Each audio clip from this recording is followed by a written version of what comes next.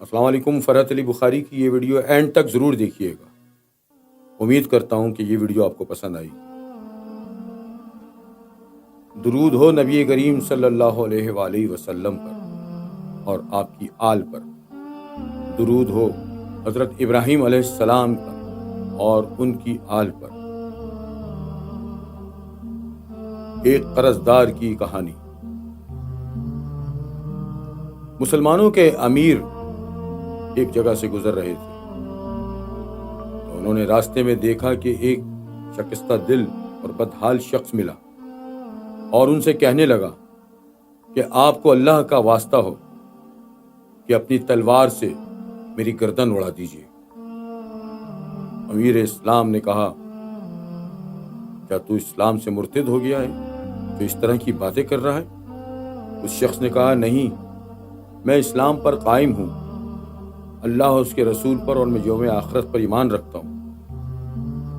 نہ کسی انسان کو میں نے ناحق قتل کیا۔ امیر اسلام نے کہا، میں تمہیں پھر کیوں ناحق قتل کر دوں اور میں اپنے اوپر یہ وبال کیوں لوں؟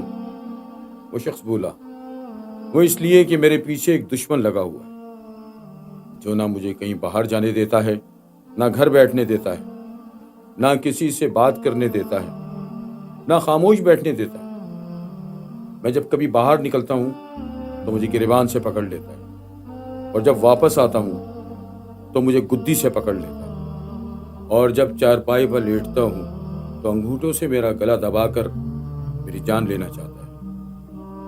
اور میرے عزیز میری اس حالت پر ترس کھانے کے بجائے خوش ہوتے ہیں اور میرے دشمن کو مزید مجھے ذلیل کرنے اور اس سے بھی زیادہ تنگ کرنے کا مشورہ دیتے ہیں۔ ان میں سے کوئی بھی ایسا نہیں جو اس سے میری جان چھڑوائے تاکہ میں سکھ کا سانس لے سکوں۔ میں تو اس جینے کے ہاتھوں مر چلا ہوں۔ آپ مجھے روز روز مرنے سے بچائیے اور ایک ہی دفعہ مجھے مار دیجیے، میری گردن اڑا دیجیے، کیونکہ اس دشمن نے میرا جینا حرام کر رکھا ہے۔ امیر اسلام نے کہا، افسوس تیرا دشمن بڑا ظالم ہے جو تیری مجبوری نہیں سمجھتا، اور تیرے رشتہ دار وہ بڑے بے مروت ہیں جو تیری مدد کرنے کے بجائے تیری مصیبت پر خوش ہوتے ہیں۔ مجھے بتاؤ اس کا نام کیا ہے، وہ رہتا کہاں ہے، تاکہ میں اس سے تیری جان چھڑوا سکوں اور تو اطمینان کے ساتھ اپنی زندگی گزار سکے۔ وہ شخص بولا، جناب اس کا نام قرض ہے۔ قرض ایک مرض ہے جو میرے سر پر سوار رہتا ہے اور میرا خون خشک کرتا رہتا ہے، اور میرے پاس ان سے جان چھڑوانے کا کوئی شرعی اور اخلاقی معاملہ بھی نہیں ہے۔ قرض کا معاملہ بڑا سنگین ہوتا ہے، انسان مر بھی جائے تو معاف نہیں ہوتا۔ مجھے اس سے خلاصے کی کوئی صورت نظر نہیں آ رہی۔ امیر اسلام نے کہا، اے بھلے انسان، تجھ پر کتنا قرض ہے؟ وہ بولا، 4000 درہم۔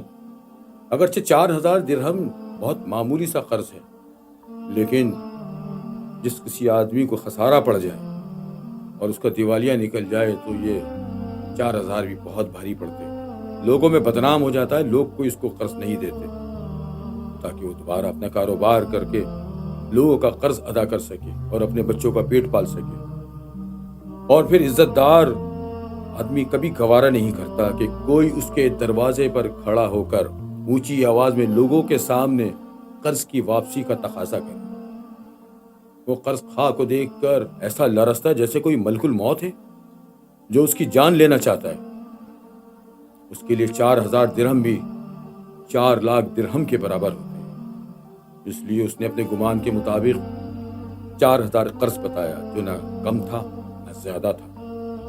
امیر اسلام نے جب 4000 درہم کا جملہ سنا تو ایک بلند آواز میں اللہ اکبر کا نعرہ لگایا اور کہا کہ آج کے دن مجھ سے زیادہ منافع کسی نے نہیں کمایا ہوگا۔ میں نے اس آدمی کو 30,000 درہم دینے کا سوچا تھا۔ جب اس آدمی نے وہ سنا تو اس کی بانشیں کھل گئیں، وہ بڑا خوش ہوا اور اس نے فوراً یہ بات کہی، اے ہمارے امیر کو اللہ لمبی زندگی دے، میں نے تو اپنے ظرف کے مطابق 4000 درہم کہے تھے، مجھے کیا پتا تھا کہ آپ کا ہاتھ اتنا کشادہ، ظرف اس قدر بڑا ہے، ورنہ شاید میں اس سے زیادہ کا مطالبہ کرتا۔ آپ اپنے ارادے پر قائم رہیے، میرے متعلق जो मौजूदा गुमान है उसी पर रही है। खालिद बिन अब्दुल्ला ने कहा, आप बेफिक्र हो जाओ, हम अभी उस दुश्मन से तुम्हारी जान छुड़वाते हैं, और अगर तेरा यह दुश्मन फिर कभी तेरा पीछा करे तो एक मर्तबा फिर हमें याद कर लेना, हम फिर भी तुम्हें उसकी कैद से आज़ाद कराएंगे। यह कहकर उन्होंने 30,000 दिरहम अदा करने का हुक्म देकर वो चले गए। क्रूज आदमी उनके खजांची के पास गया और 30,000 दिरहम लेकर शुक्रिया अदा किया और बाहर निकल गया। अजीज दोस्तों, अगर आपका कोई कर्जदार है, किसी शख्स ने आपके पैसे देने हैं, तो पहले कोशिश करें कि उसको माफ़ कर दें। अगर माफ़ नहीं करते तो बराए मेहरबानी उस इंसान को तंग ना करें, उसे मोहलत दे दें, क्योंकि ये हुजूर अकरम सल्लल्लाहु अलैहि वसल्लम का इरशाद पाक है कि कर्जदार को मोहलत दे दिया करो, इस पर अल्लाह खुश होता है, और जो लोग कर्जदार हैं उनको कर्ज अदा करने की तौफीक अता फरमाए। फरहत अली बुखारी की ये वीडियो कैसी लगी आपको? अगर आपको मेरी वीडियो पसंद आई तो उसको शेयर कीजिए, मेरे चैनल को सब्सक्राइब कीजिए और ये घंटी का बटन दबाना मत भूलिए, क्योंकि मेरी नई आने वाली वीडियोस आप तक पहुंच सकें। जिंदगी ने वफा की तो इंशाअल्लाह फिर नई वीडियो के साथ आपके सामने हाजिर होंगे। जब तक के लिए इजाज़त दीजिए। अल्लाह हाफिज़।